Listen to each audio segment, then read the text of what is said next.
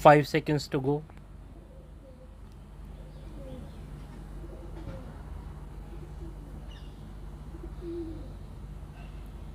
Start. I am thankful to all the honorable members who have participated in the debate.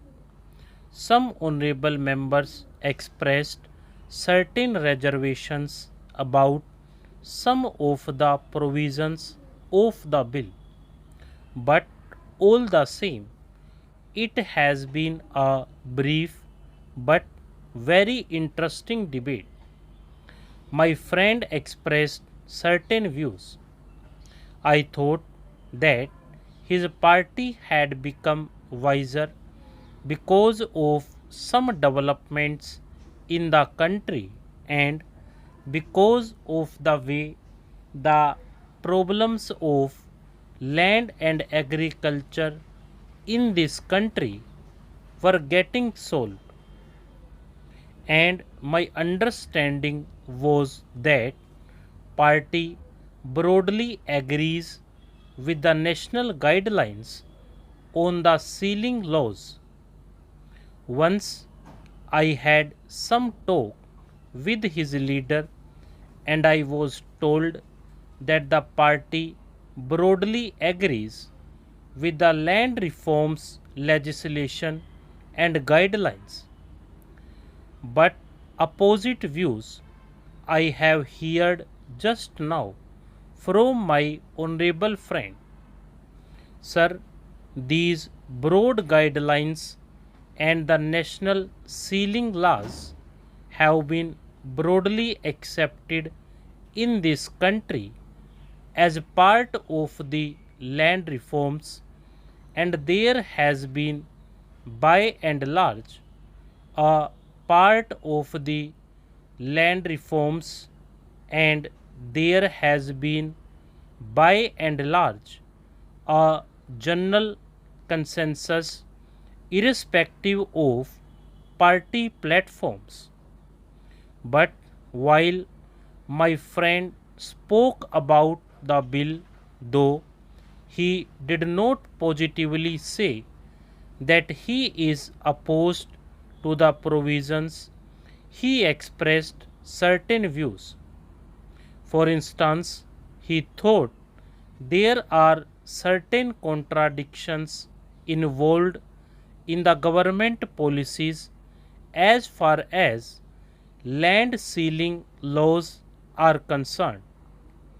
He asked, how is it that, on the one hand, the government is promoting mechanization, and on the other, the government wants to have farms of 8 hectares.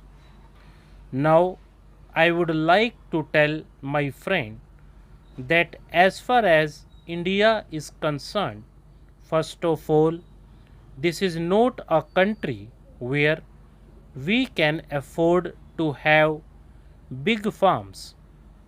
The days of big farms, absentee landlordism, and very large holdings have gone. In fact, we can claim very legitimately that one of our very proud achievements is that we have done away with landlordism, we have done away with big landlords and big estates. We want this country to be a country of small farmers. But there were certain persons, certain individuals, certain categories of persons who had in their possession very large holdings. I do not think they can have it now. But naturally, whatever may be the problems of agriculture in this country, we have tried to find solutions in its own background. We cannot follow the pattern of either the Soviet Union or America. If international experience has any lesson to teach us, it is that even small farms can be productive farms, can be paying farms. For instance, take the case of Japan. My friend may be aware that the size of Japanese farms is less than the average size of our farm holdings, but even then, they are highly mechanized and they use small tractors and power tillers. So, there is no basic contradiction. On our scheme of things, we do not contemplate that every individual should own a tractor. In fact, what we are trying to help and support in this country is that tractors and power tillers should be available either through cooperative societies or through service centers or through agro industries corporations. So, there should be an institutional framework to provide adequate draft power and necessary machinery for cultivation. I do think there is any contradiction involved, but we do not think that every farmer should own a tractor.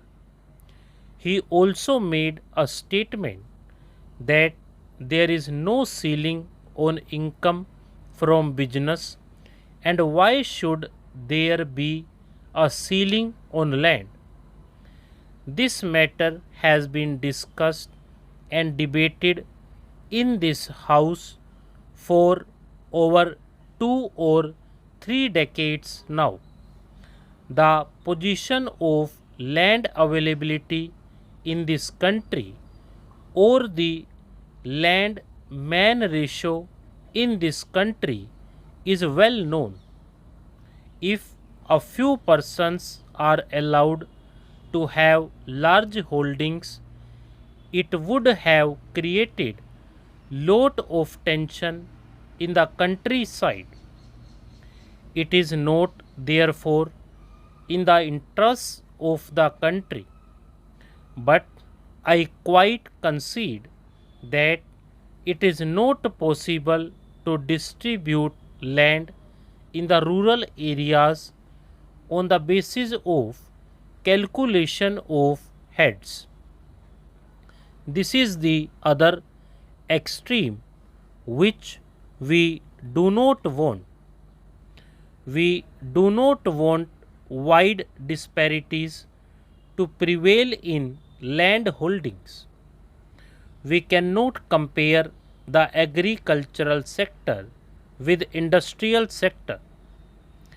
That has not been the thinking in this country. The ruling party does not have such views. He made one point with which I broadly agree. He said that while allotting land, there should be some minimum. We have advised the state governments that whatever land is allotted to the scheduled castes and scheduled tribes or other landless persons should fulfill the minimum requirement in regard to the size so that they can make out a living from that land. But when the landless persons are so many and demands and pressure are so much, the state government will naturally have to compromise on that, taking into consideration the local situation. So, naturally, they have to cut down the sizes of the lands whenever the people are more and land is not enough. I hope the people shall also compromise there.